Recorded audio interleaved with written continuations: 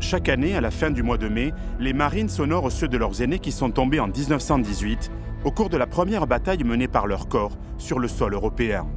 C'était sur le front de l'Aisne, au bois Belleau. Cet affrontement est considéré comme l'un des événements essentiels dans l'histoire des États-Unis d'Amérique.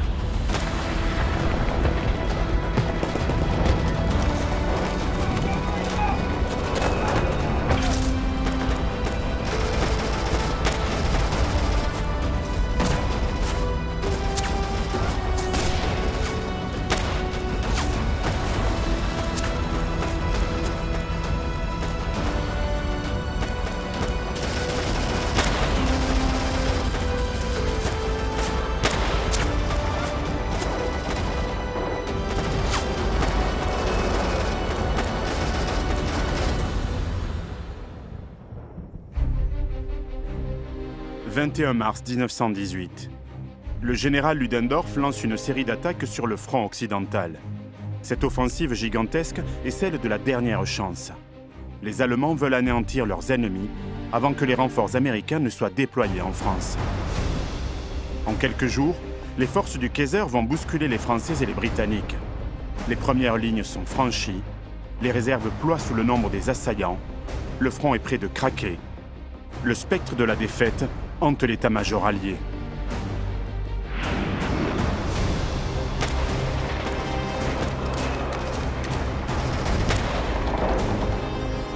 Le 27 mai 1918, les troupes allemandes montent à l'assaut du chemin des Dames après une intense préparation d'artillerie. Le front est rapidement enfoncé. L'ennemi se rapproche de Paris, bombardé depuis plusieurs jours. Un vent de panique souffle sur la capitale. Pourtant, la ville ne tombera jamais, grâce au sacrifice des poilus et à l'intervention providentielle des soldats américains. Un nom sera associé pour toujours à ce sauvetage, celui d'un petit bois de 90 hectares, Belleau. Pendant près d'un mois, les hommes de 2 régiments de Marines vont y livrer une terrible bataille, la première du corps en Europe. Ils vont y gagner un surnom, les chiens de l'enfer.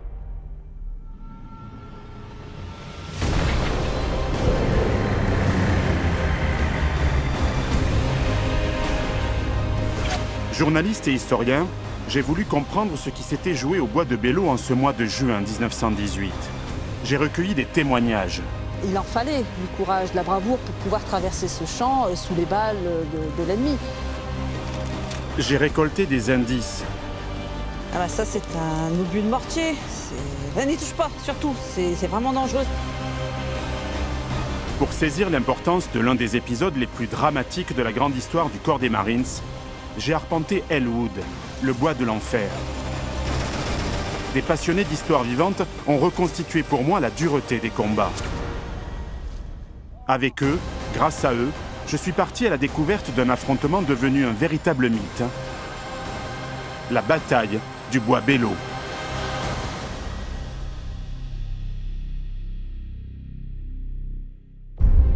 Printemps 1917. Sur le front de l'Ouest, les jeux sont loin d'être faits. L'offensive allemande sur Verdun en 1916 a échoué après des pertes colossales.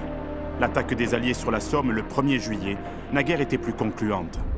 En octobre et novembre 1916, les forts de Douaumont et Vaux ont été repris. Les Français sont repassés à l'offensive, mais en 10 mois, ils ont perdu plus de 350 000 hommes. Au printemps 1917, le nouveau commandant en chef des armées françaises, Robert Nivelle, lance une nouvelle attaque dans l'Aisne, sur le chemin des Dames. Là aussi, c'est le massacre.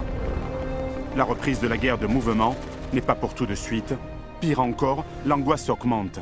Et si les Alliés ne gagnaient pas cette guerre? Le 17 décembre 1917, le général Pétain, nouveau commandant en chef, déclare « J'attends les chars et les Américains ». Si les chars sont déjà là et peinent à faire leurs preuves sur le champ de bataille, les Américains, eux, ne vont pas tarder à arriver. Pourtant, depuis 1914 et le début de la Grande Guerre, les États-Unis sont restés à l'écart. En 1916, le président Woodrow Wilson s'était même fait réélire en promettant de tenir le pays en dehors de la guerre. La suite des événements va en décider autrement. Au mois de janvier 1917, afin d'entraver le ravitaillement des Alliés et de desserrer le blocus de ses côtes, le Kaiser Guillaume II décide de lancer la guerre sous-marine à outrance. Les sous-marins allemands s'attaquent désormais à tous les navires sans distinction. De plus, le 24 février 1917, les services de renseignement britanniques interceptent un télégramme adressé par le ministre allemand des Affaires étrangères, Arthur Zimmermann, à son ambassadeur à Mexico. Il lui demande de négocier une alliance avec le Mexique contre les États-Unis. Si la menace n'est pas directe, elle ébranle tout de même l'opinion publique américaine. Entre le 16 et le 18 mars 1917, 3 bateaux marchands américains sont torpillés au milieu de l'Atlantique. Cette fois, c'en est trop. Le 2 avril 1917, le président Wilson demande solennellement aux représentants du peuple américain de déclarer la guerre à l'Empire allemand. Il lance à la tribune « L'Amérique doit donner son sang pour les principes qui l'ont vu naître ». 4 jours plus tard, le 6 avril 1917, le Congrès vote la reconnaissance de l'état de guerre entre les États-Unis et l'Allemagne. C'est officiel, les États-Unis vont intervenir dans le conflit. Dès le 3 mai 1917, un corps expéditionnaire est créé en vue de l'engagement des États-Unis sur le sol européen. Le président Wilson nomme à sa tête un baroudeur expérimenté, le major général John Pershing.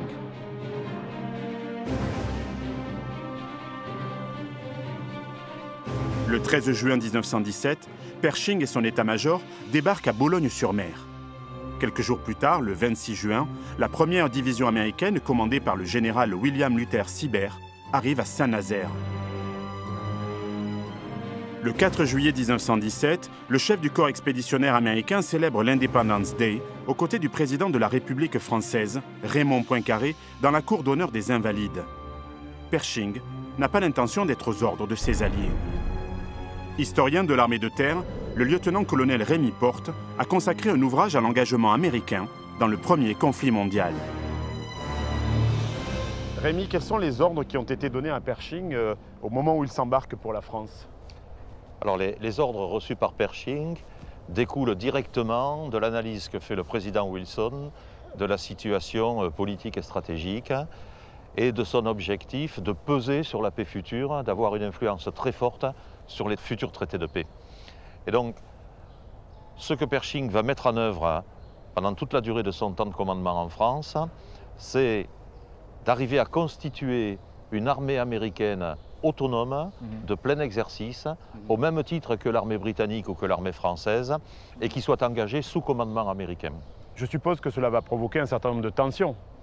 Alors ça va provoquer des tensions extrêmement vives, puisque dans l'esprit des Britanniques et des Français, au moment de l'entrée en guerre des États-Unis, il s'agit de voir arriver le plus vite possible des renforts.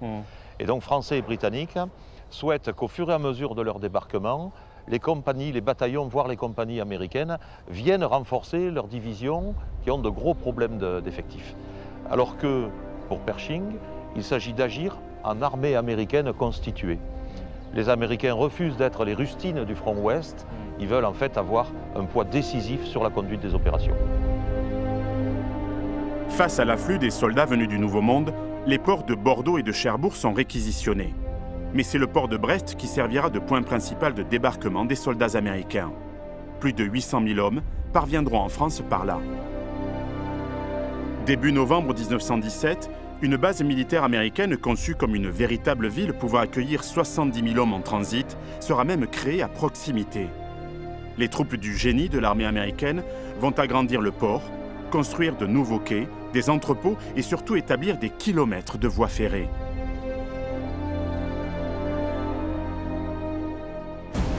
En tout, ce ne sont pas moins d'une vingtaine de camps d'entraînement qui sont construits près du front, dont ceux de Gondrecourt-le-Château, Vaucouleurs, Neufchâteau et Bourmont, où est formée la 2e division d'infanterie américaine, la division à la tête d'Indiens.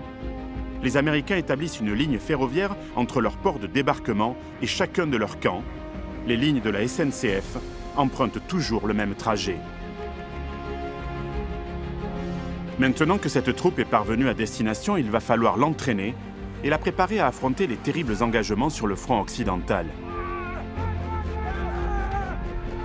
À l'entrée en guerre, l'armée américaine ne possède que 285 000 fusils, 1500 mitrailleuses, 550 canons aucun tank et 55 avions totalement démodés. Henri Desbordes est le président de l'association d'histoire vivante, le Poilu de la Marne.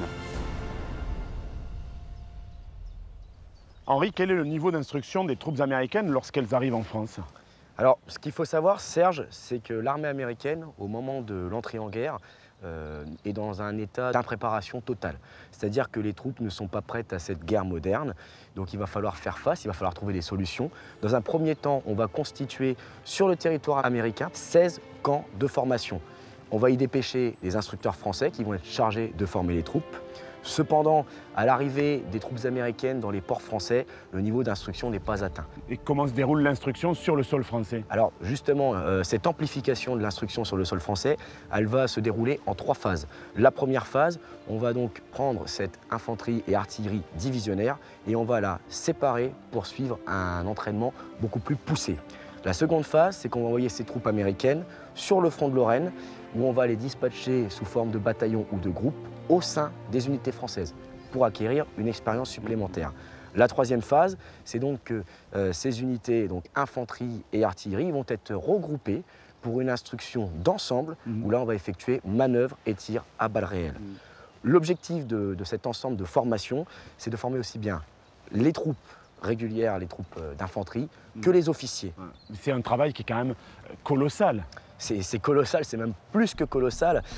C'est sur un laps de temps très court. Il va falloir établir un entraînement très poussé pour des troupes qui ne sont pas prêtes à cette guerre moderne en Europe, qui ne sont pas équipées, ils n'ont pas de brodequins, ils n'ont pas de casque, ils n'ont pas de masque à gaz, ils ne connaissent pas la guerre des gaz, ils ne connaissent pas les lance-flammes.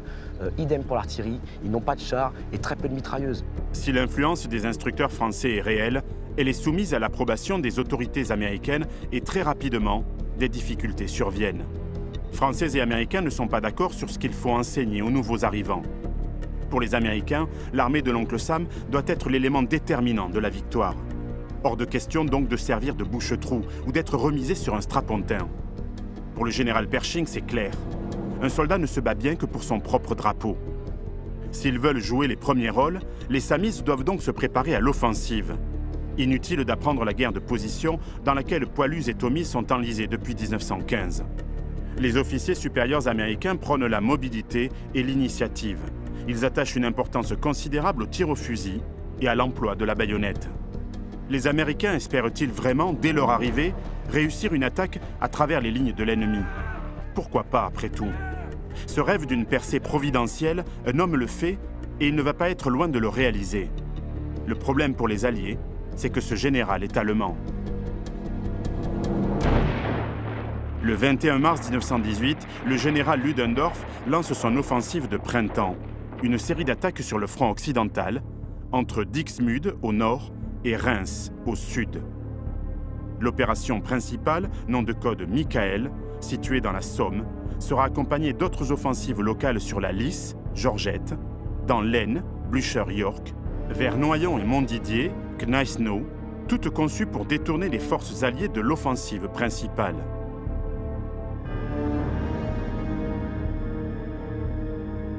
Quel est le but de l'offensive allemande du printemps 1918? Alors d'une part, l'Allemagne, comme tous les autres belligérants, est épuisée après plus de 3 années de guerre, les pertes humaines et le coût de la guerre lui-même.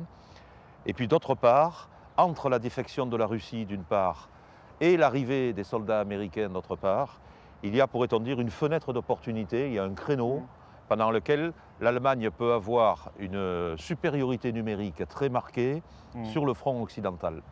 Et pendant ce premier semestre de l'année 1918, Hindenburg et Ludendorff décident d'engager une série d'offensives pour obtenir la victoire sur le terrain. Mais pourquoi les Allemands pensaient réussir là où tout le monde, tous les belligérants, avaient échoué pendant la totalité de la guerre? Alors, ils ont expérimenté depuis l'année précédente, c'est monté en puissance en 1916 et c'est structuré, c'est formalisé en 1917. Ils ont expérimenté de nouvelles unités, les Stoßtruppen, jusqu'au niveau division, qui sont des divisions d'élite en quelque sorte, qui sont surentraînées, surencadrées, suréquipées.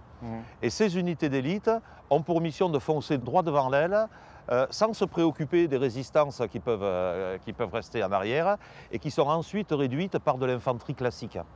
Le but est de percer effectivement les lignes de front ennemies. Après les vaines offensives dans la Somme et à Verdun, les stratèges allemands n'avaient pu que constater les effets pervers des lourdes préparations d'artillerie dont les obus labouraient le sol au point de le rendre impropre à toute progression rapide des vagues d'assaut.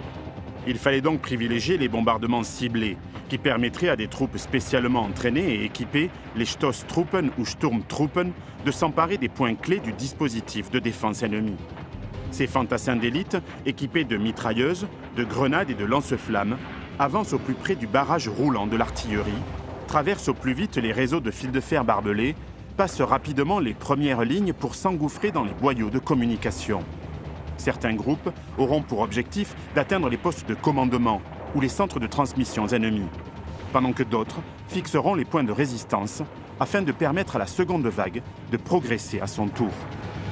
Quelle est la stratégie du commandement allié au printemps 1918 ? Alors, pour les Alliés, essentiellement les Franco-Britanniques, il s'agit d'une stratégie d'attente. La fin de l'année 1917 a été difficile, il faut recompléter en particulier tous les effectifs.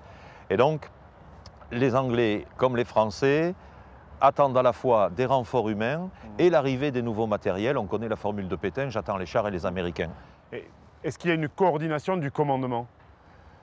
À l'hiver 1917-1918, on est toujours avec deux armées voisines qui simplement échangent des missions de liaison et qui évoquent ensemble leurs prochaines opérations.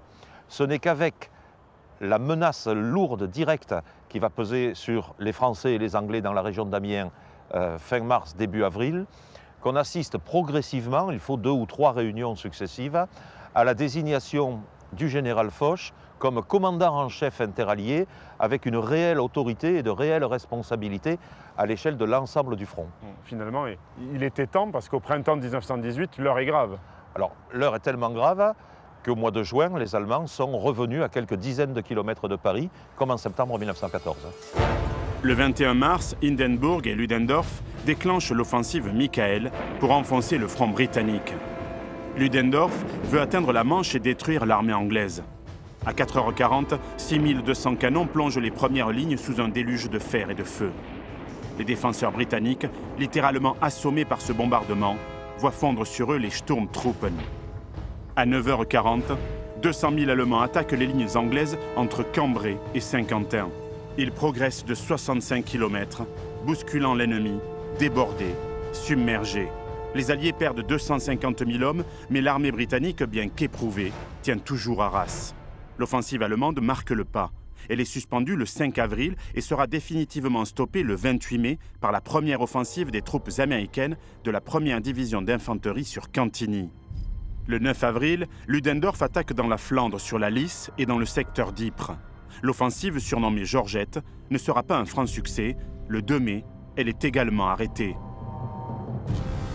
Le général Foch s'attend à un ultime assaut dans le nord, mais c'est dans l'Aisne que les Allemands décident d'attaquer. Le 27 mai 1918, Ludendorff concentre 44 divisions pour frapper 16 divisions françaises. C'est l'offensive Blücher-York, qui débute par un tir de barrage de 4600 pièces d'artillerie. Les Allemands vont avancer de 15 km. Ils s'emparent immédiatement du chemin des Dames et progressent vers l'Aisne, où ils prennent plusieurs ponts intacts. Entre le 27 mai et le 1er juin 1918, les Français perdent tout le territoire défini par le triangle Reims, Château-Thierry, Montdidier. Ce saillant est une menace, car avec le rallongement du front, la ligne défensive est de plus en plus fine. Les réserves sont épuisées. Désormais, il faut verrouiller la route vers Meaux. Paris n'est plus qu'à 95 km. La bataille décisive va avoir lieu non loin de Château-Thierry, dans le secteur des villages de Torcy-en-Valois et Belleau. Le 1er juin 1918, Château-Thierry tombe aux mains des Allemands, malgré la résistance acharnée des troupes coloniales françaises, notamment des tirailleurs sénégalais, et la destruction du pont sur la Marne. Le 30 mai, Pétain s'adresse à l'armée française dans un ordre général aussi enflammé que dramatique. Soldats, l'ennemi frappe un nouveau coup. Supérieur en nombre pendant ces 3 jours, il a pu bousculer nos premières lignes. mais nos réserves à court. Vous allez briser son élan et riposter. Debout, les héros de la Marne. Pour vos foyers, pour la France. En avant! À Paris, le président du Conseil, Georges Clemenceau, hésite à faire évacuer la ville. Les châteaux de Cheverny et Blois sont loués pour accueillir les membres du gouvernement. Sénat et Chambre des députés devraient se réunir à Tours. L'heure est grave. Le 30 mai, la 2e division américaine est expédiée en toute hâte, par train et camion vers le front de l'Aisne. Mais personne n'est capable de dire si ces troupes fraîches arriveront à temps pour stopper l'avancée allemande. Le 31 mai, dans la soirée, le débarquement des Samis est d'ailleurs bien loin d'être achevé. Ils ne peuvent toujours pas être engagés, alors même que la bataille fait rage. Les Allemands, supérieurs en nombre, attaquent le verrou de Belleau. Sur le front, le repli des troupes françaises se poursuit. De nombreux régiments sont désorganisés. Certains ne sont plus constitués que de groupes épars, d'autres ont été littéralement anéantis. Mais les poilus se battent, tiennent le terrain au prix de pertes faramineuses. La défense du village de Belleau est notamment confiée aux hommes des 158e et 152e régiments d'infanterie. Le 2 juin, les Allemands noient Belleau sous un déluge d'acier. Devant le bois, les hommes du 152e Héry vendent chèrement leur peau. À leur gauche, ceux du 158e Héry sont obligés de céder après plusieurs heures de lutte. Leur repli est couvert par les compagnies de mitrailleuses. Celle du 3e bataillon du 15-2, commandée par le capitaine Mazuer, va se battre jusqu'à la dernière cartouche pour permettre aux poilus de décrocher en bon ordre.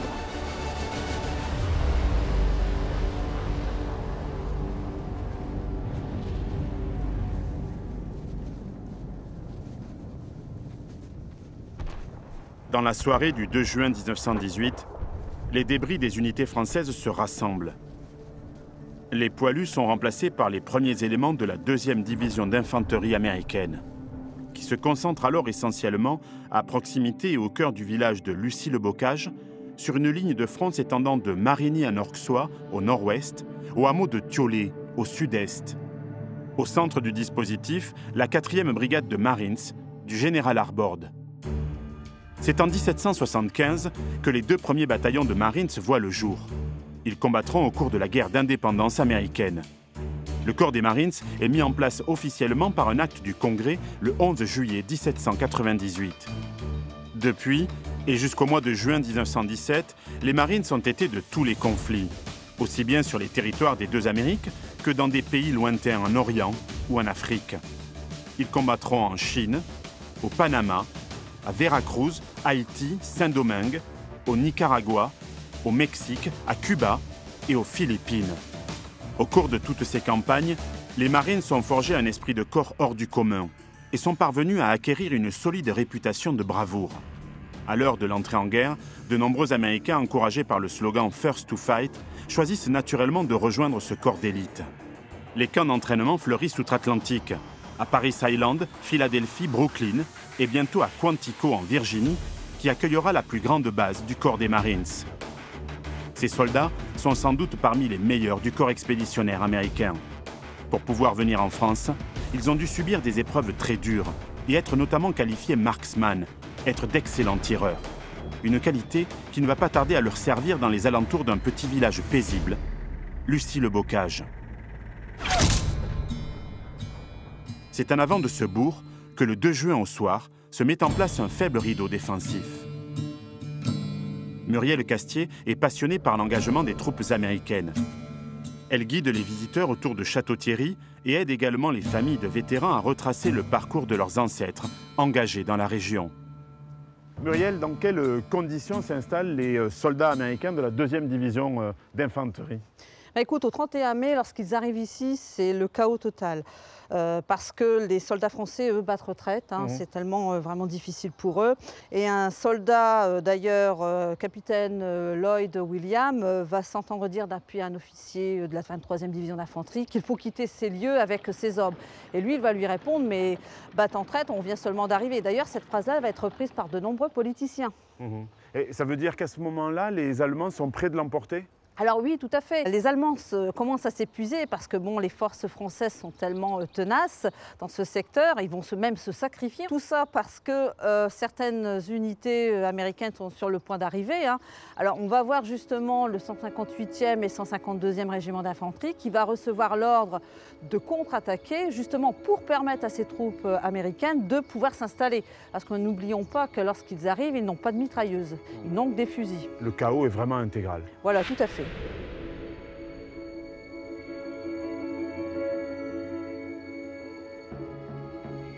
Le front est stabilisé le 3 juin.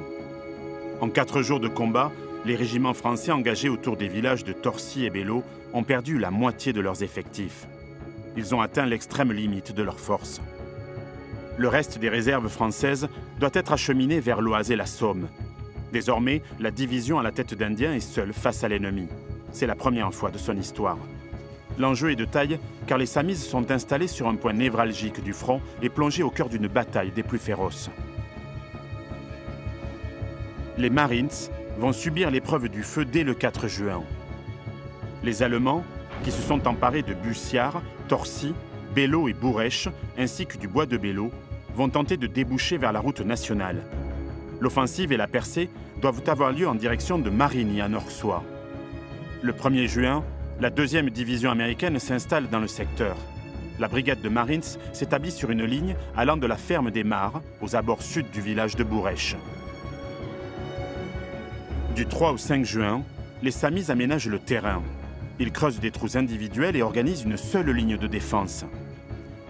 Dans le secteur attribué aux Marines, le général Arbord refuse de faire creuser une seconde ligne. Il déclare « Les Marines tiendront où ils se trouvent ». Ils ne peuvent pourtant pas compter sur un appui d'artillerie car les pièces de la 2e division ne sont pas encore toutes arrivées sur le secteur.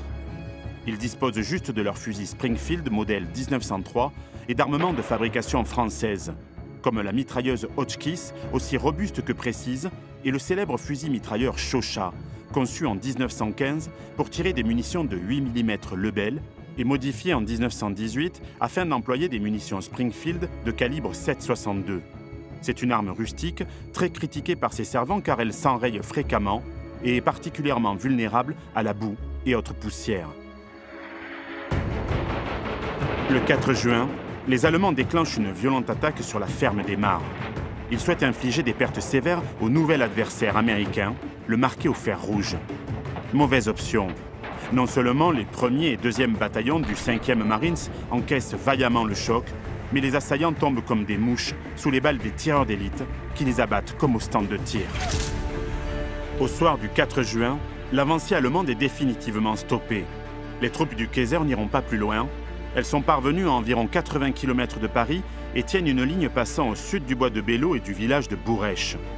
La prise de ces 2 objectifs devient une priorité pour l'état-major français. Le plan prévoit 3 attaques. La première sera lancée vers la côte 142 afin de sécuriser le flanc gauche. La deuxième sera lancée depuis le bois Saint-Martin vers la lisière ouest du bois de Bello. La troisième devra sécuriser le flanc droit avec la prise de Bourèche. Conjointement, une attaque aura pour but de s'emparer du sud du bois de Bello.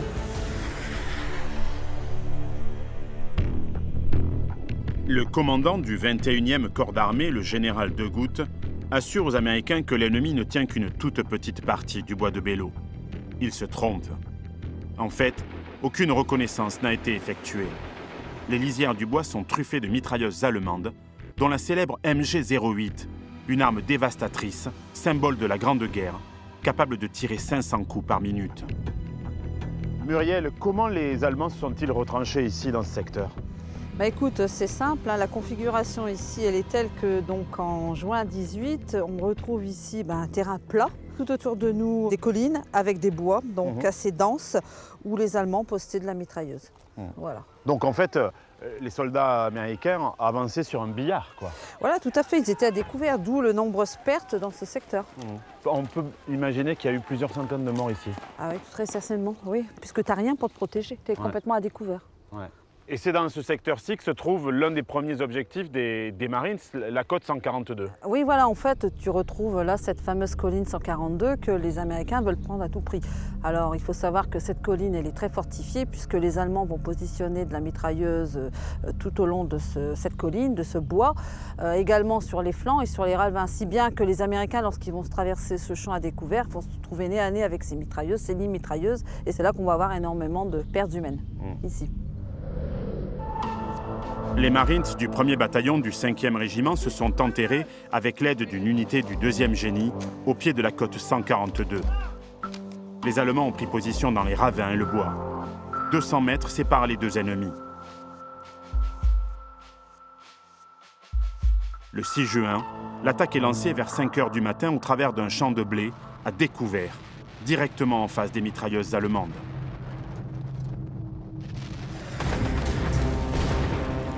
Les pertes sont terribles. De nombreux Marines sont tués dans les premières minutes. Certains d'entre eux étaient des vétérans.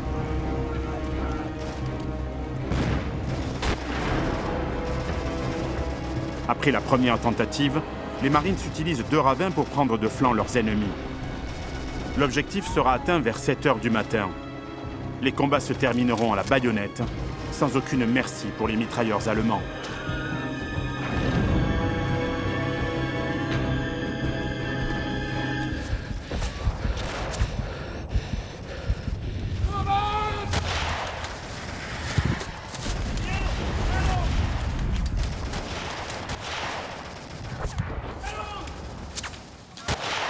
C'est au cours des combats sur la côte 142 que s'illustre le sergent mitrailleur Ernest Johnson, premier médaille d'honneur du Congrès décerné à un soldat du corps expéditionnaire américain sur le front de France.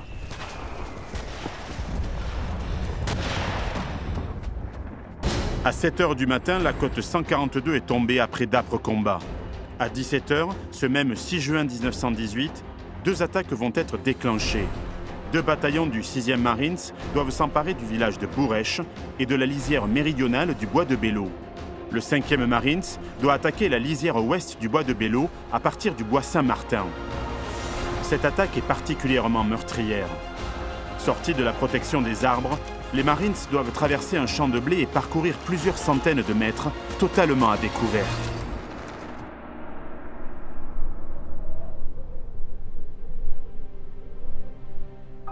C'est assez émouvant de se retrouver ici, puisque c'est l'endroit exact où s'est déroulée l'attaque du 6 juin 1918. Tout à fait. En fait, nos braves soldats américains, donc le 3e bataillon du 5e Marine, a traversé ce champ qui, à l'époque, était un champ de blé.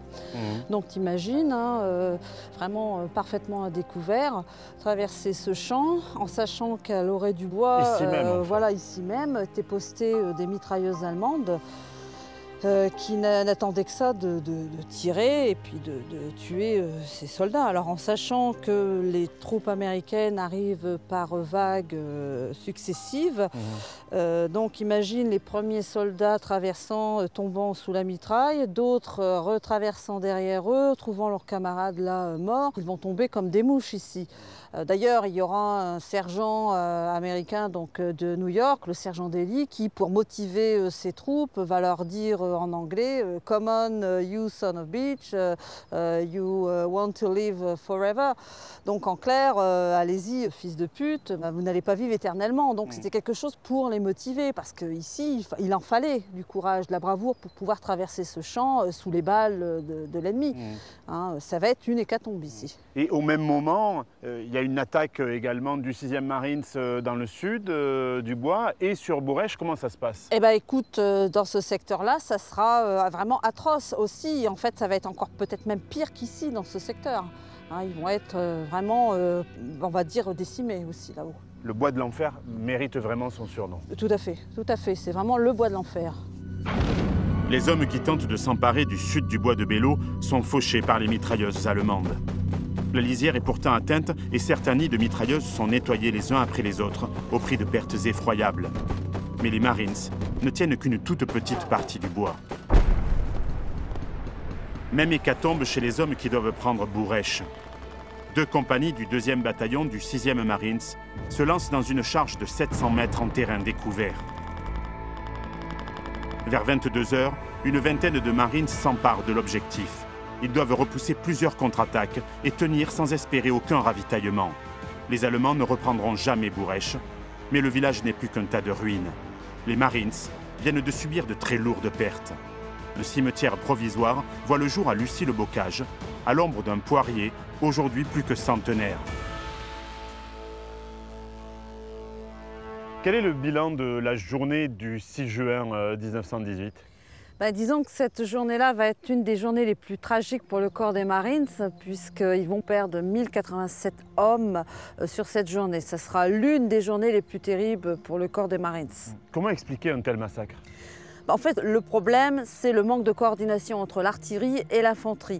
Et surtout, les Américains ne sont pas adeptes de la façon de combattre à la française. Donc, là, ils vont combattre comment, finalement ? En fait, ils vont combattre à l'américaine, par vagues successives, c'est-à-dire 4 vagues. Donc, les premiers partent, les seconds continuent. En fait, ils offrent leur poitrine nue quasiment à la mitraille allemande. Tout à fait. Seulement voilà, le feu tue. Et les jours suivants, les Marines vont encore en faire la douloureuse expérience.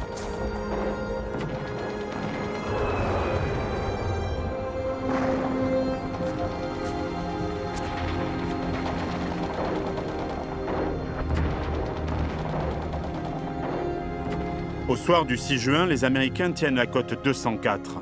Ils ont établi une nouvelle ligne passant par l'ouest et la lisière sud du bois de Belleau et se sont retranchés dans le village de Bourèche. La prochaine attaque devra prendre en tenaille le sud du bois pour en extirper l'ennemi. Après 2 journées de calme relatif, le 9 juin, la brigade de Marines reçoit l'ordre de repartir à l'assaut. Dans la soirée, les troupes de la première vague rejoignent leur position de départ. Toute la journée, l'artillerie de la 2e division, qui est enfin parvenue sur place les jours précédents, ouvre un feu d'enfer sur le bois de Belleau. Les unités implantées en profondeur ont reçu l'ordre de se replier pour ne pas être victimes de ce bombardement. Le 10 juin, à 4h30 du matin, les Marines s'élancent. Les combats vont durer 2 jours.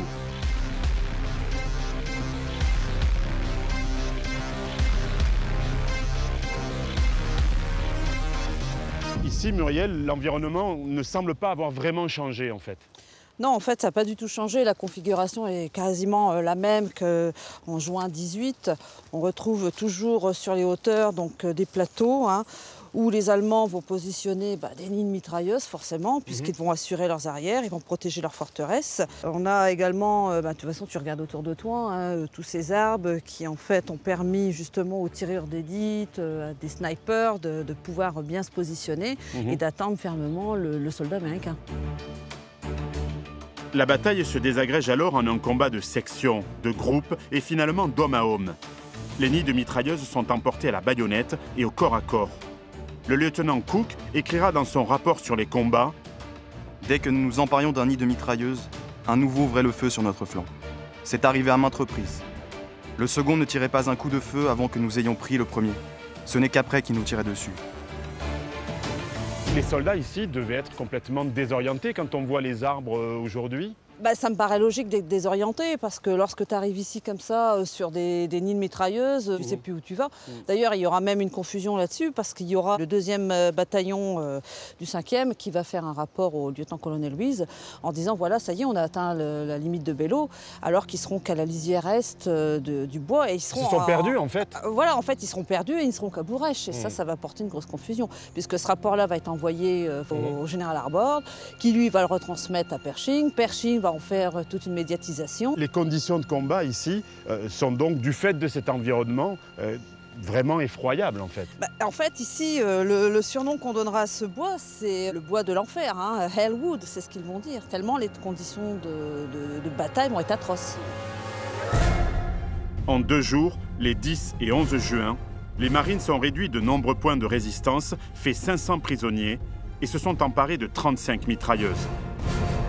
Est-ce que les Marines parviennent à progresser après le 11 juin 1918 ? Les combats vont continuer en fait. Du 11 juin au 15 juin, les combats ici vont s'avérer très difficiles. Donc les Américains vont gagner peu à peu du terrain sur le secteur donc, du bois. Ils ne seront plus qu'à 250 mètres des lisières nord et les troupes marines qui sont ici dans le secteur vont en fait souffrir du manque de ravitaillement puisqu'ils ne vont plus avoir que de la nourriture froide à manger. Ils vont avoir qu'une gourde d'eau pour deux, donc ce qui est très très limité. Il ne faut pas oublier non plus qu'on est arrivé à la mi-juin, qu'il fait très chaud, qu'on a l'odeur aussi des cadavres qui sont là depuis une dizaine de jours. Donc tout ça, ça va faire beaucoup de choses. Mais les combats vont continuer, bien sûr. Le 16 juin, les Marines exténués sont relevés par le 7e régiment d'infanterie de la 3e division américaine. Ils rejoignent les lignes arrières dans le secteur de Croûte-sur-Marne pour y goûter un repos mérité et attendre quelques renforts qui viendront boucher les trous dans leurs rangs décimés. Ils pourront aussi se laver, changer leurs uniformes dans un état pitoyable après 2 semaines de combat quasiment ininterrompus. Ici, tout ça, là, ce sont des fortifications américaines ou allemandes? Alors ici, ça serait plus des fortifications de défense allemandes, parce qu'en fait, ici, on est sur les hauteurs. Donc les Allemands, lorsque les Américains commencent à avancer au milieu du bois, parce que la mi-juin, ils sont à peu près à 250 mètres vraiment du nord du bois, ils vont vouloir à tout prix avancer.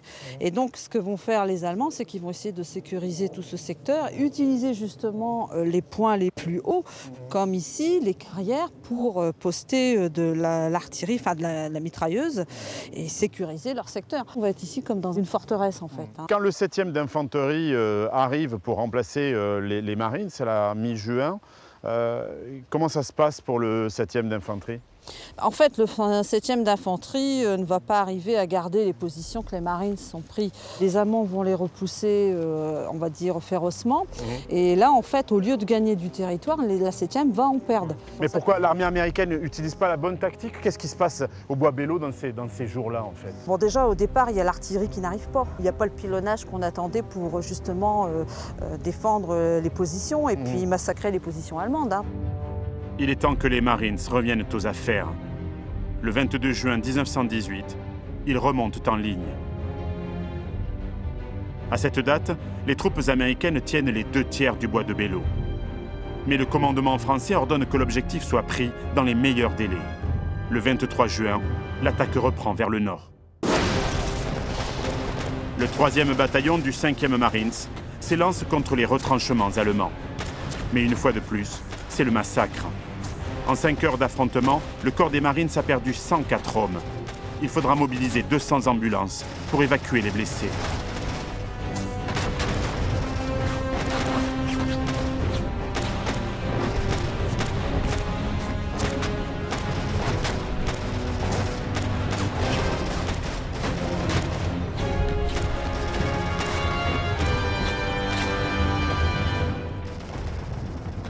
Tu n'as aucune chance de passer dans le secteur quand tu sais que tu as une mitrailleuse qui t'attend ici. Va t'en monter, toi, ici, c'est pas possible. Oui, parce qu'on imagine le bois, en fait, moi j'imaginais le bois assez plat, mais ici c'est très vallonné. Ici, c'est des anciennes carrières, Ouais. Donc voilà aussi la difficulté du territoire pour les Américains. Ils sont accrochés au terrain, les Allemands sont accrochés au terrain. Voilà, tout à fait. Les Allemands, eux, ils sont chez eux, en fait. C'est leur forteresse, ils veulent garder leur position. Ils vont utiliser les gaz, ils vont utiliser l'artillerie lourde, ils vont, comme ici, sur ces plateaux ici et puis sur ces roches, ils vont positionner de la mitrailleuse. Donc, ils n'auront aucune chance de passer. Tu veux dire que ce type d'amoncellement de rochers, c'était potentiellement une position tout à fait, allemande. parce qu'en plus ici on se trouve quand même à un tournant du bois où en fait la route qui se trouve juste derrière existait déjà à l'époque et les Allemands, en étant positionnés de la sorte, vont sécuriser également le flanc de cette colline.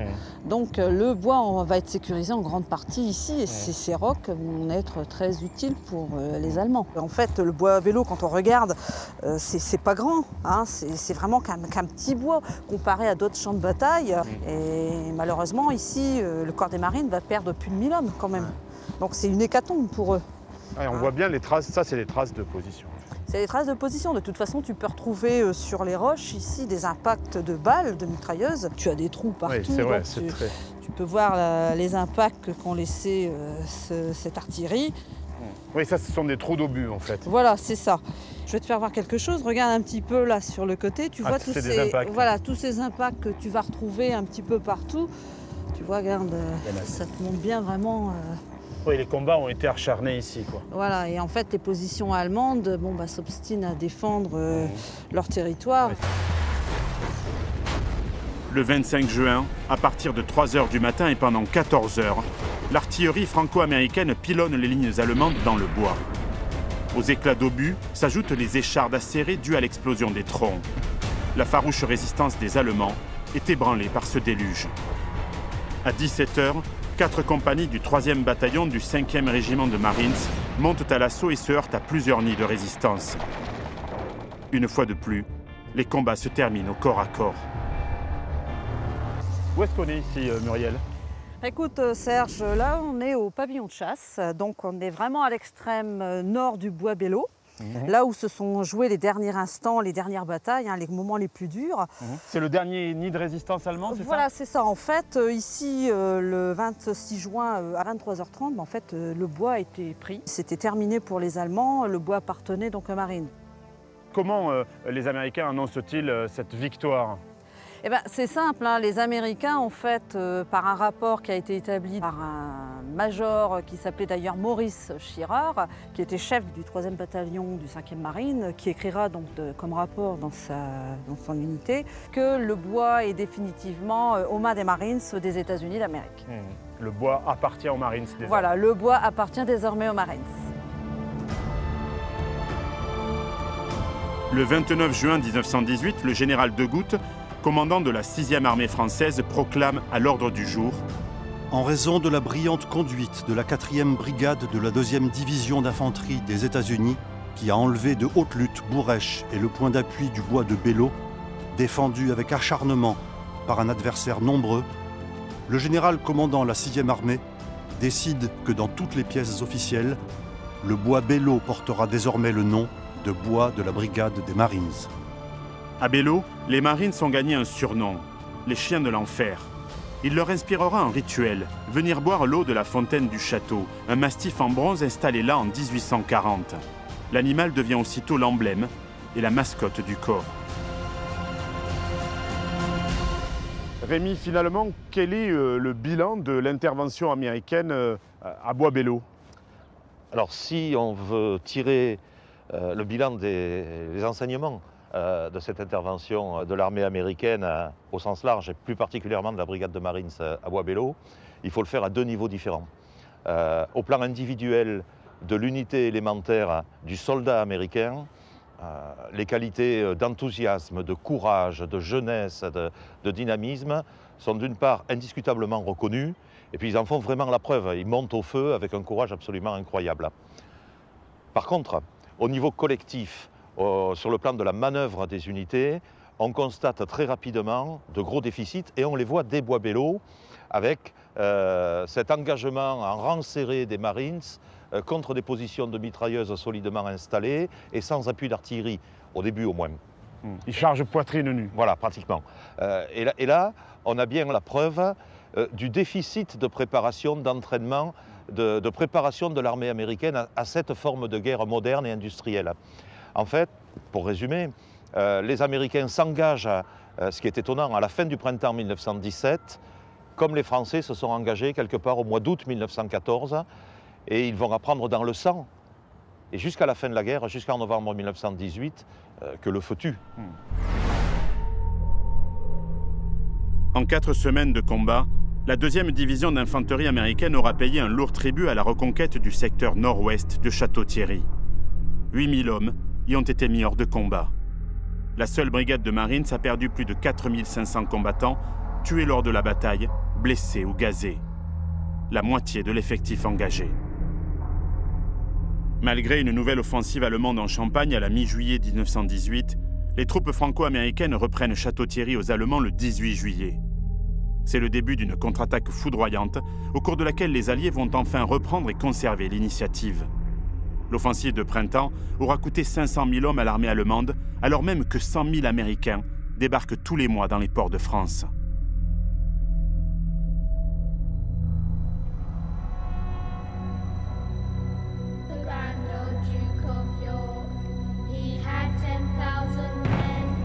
He marched them up to the top of the hill and he marched them down again.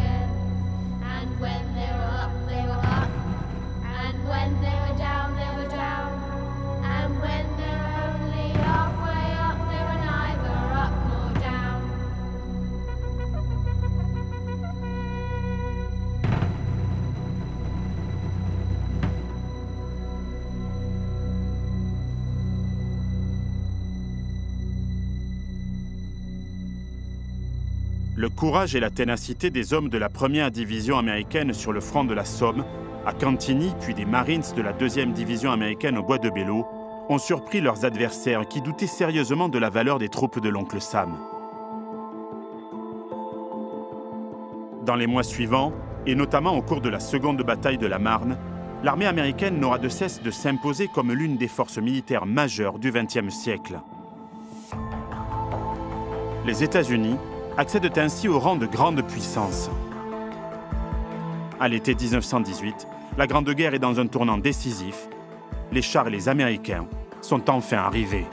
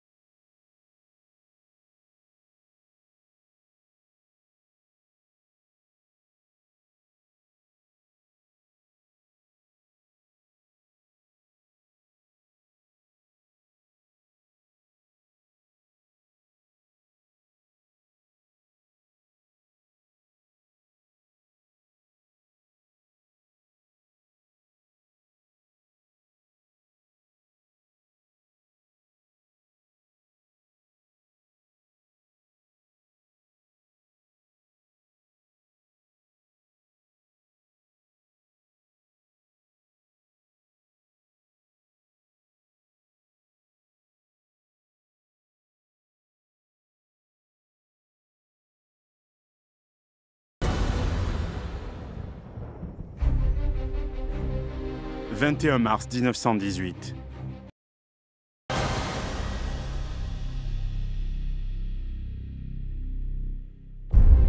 Printemps 1917. Sur le front de l'Ouest, les jeux sont loin d'être faits. L'offensive allemande sur Verdun en 1916 a échoué après... Le 24 février 1917, les services de renseignement britanniques interceptent un télégramme adressé par le ministre allemand des Affaires étrangères, Arthur Zimmermann, à son ambassadeur à Mexico. Il lui demande de négocier une alliance avec le Mexique contre les États-Unis. Si la menace n'est pas directe, elle ébranle tout de même l'opinion publique américaine. Entre le 16 et le 18 mars 1917, 3 bateaux marchands américains sont torpillés au milieu de l'Atlantique. Cette fois, c'en est trop. Le 2 avril 1917, le président Wilson demande solennellement aux représentants du peuple américain de déclarer la guerre à l'Empire allemand. Il lance à la tribune « L'Amérique doit donner son sang pour les principes qui l'ont vu naître ». 4 jours plus tard, le 6 avril 1917, le Congrès vote la reconnaissance de l'État de... Le lieutenant-colonel Rémy Porte a consacré un ouvrage à l'engagement américain dans le premier conflit mondial. À l'entrée en guerre, l'armée américaine ne possède que 285 000 fusils, 1500 mitrailleuses, 550 canons, aucun tank et 55 avions totalement démodés. Henri Desbordes est le président de l'association d'histoire vivante, le Poilu de la Marne. Le 21 mars 1918, le général Ludendorff lance son offensive de printemps, une série d'attaques sur le front occidental, entre Dixmude au nord et Reims au sud. L'opération principale, nom de code Michael, située dans la Somme, sera accompagnée d'autres offensives locales sur la Lys, Georgette, dans l'Aisne, Blücher-York, vers Noyon et Montdidier, Gneisenau, toutes conçues pour détourner les forces alliées de l'offensive principale.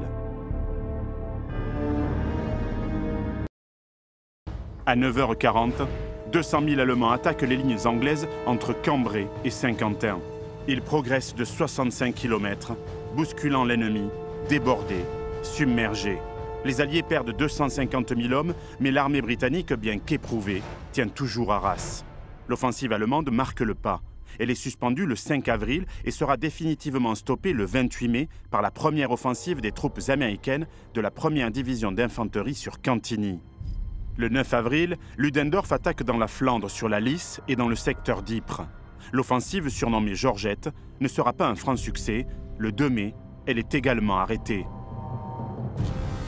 Le général Foch s'attend à un ultime assaut dans le nord, mais c'est dans l'Aisne que les Allemands décident d'attaquer.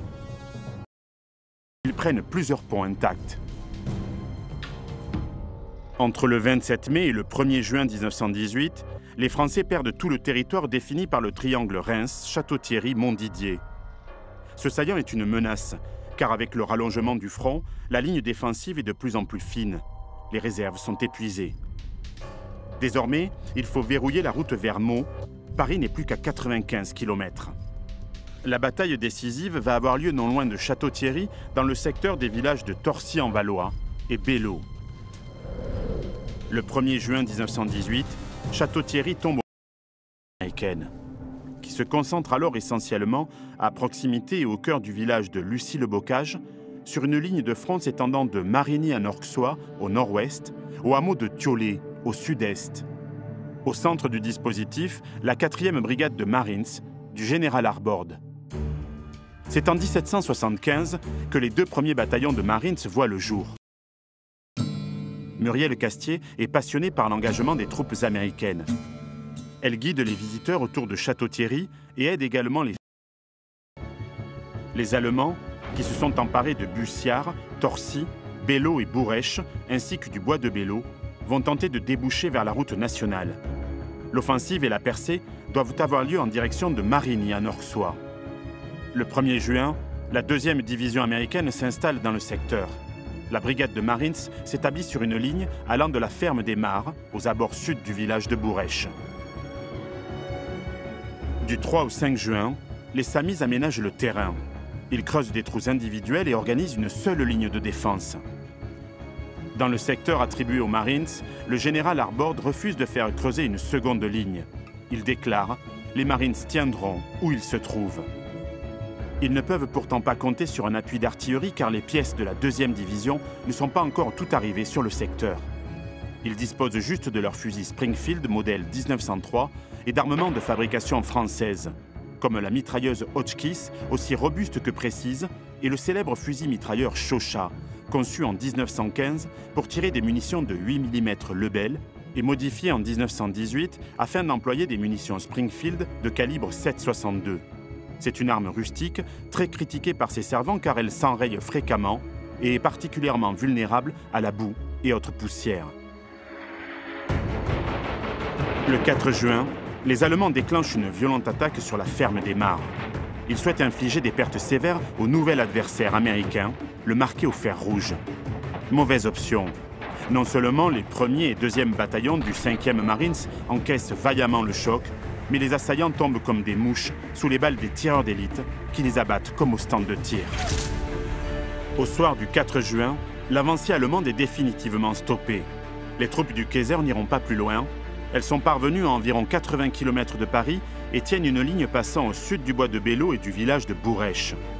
La prise de ces 2 objectifs devient une priorité pour l'état-major français. Le plan prévoit 3 attaques. La première sera lancée vers la côte 142 afin de sécuriser le flanc gauche. La deuxième sera lancée depuis le bois Saint-Martin vers la lisière ouest du bois de Belleau. La troisième devra sécuriser le flanc droit avec la prise de Bourrèche.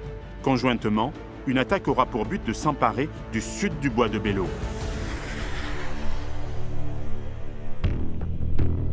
Le commandant du 21e corps d'armée, le général Degout, assure aux Américains que l'ennemi ne tient qu'une toute petite partie du bois de Belleau. Il se trompe. En fait, aucune reconnaissance n'a été effectuée. Les lisières du bois sont truffées de mitrailleuses allemandes, dont la célèbre MG-08, une arme dévastatrice, symbole de la Grande Guerre, capable de tirer 500 coups par minute. Muriel, comment les Allemands se sont-ils retranchés ici dans ce secteur? Bah écoute, c'est simple, hein, la configuration ici, elle est telle que... Cerné à un soldat du corps expéditionnaire américain sur le front de France.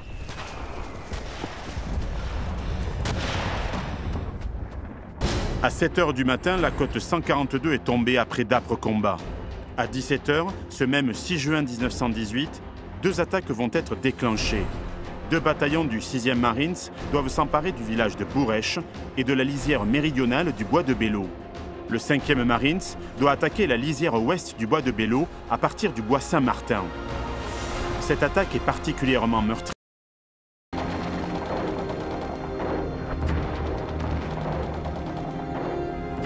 Au soir du 6 juin, les Américains tiennent la côte 204. Ils ont établi une nouvelle ligne passant par l'ouest et la lisière sud du bois de Belleau et se sont retranchés dans le village de Bourèche. La prochaine attaque devra prendre en tenaille le sud du bois pour en extirper l'ennemi. Après 2 journées de calme relatif, le 9 juin, la 1918, ils remontent en ligne. À cette date, les troupes américaines tiennent les 2 tiers du bois de Belleau. Mais le commandement français ordonne que l'objectif soit pris dans les meilleurs délais. Le 23 juin, l'attaque reprend vers le nord.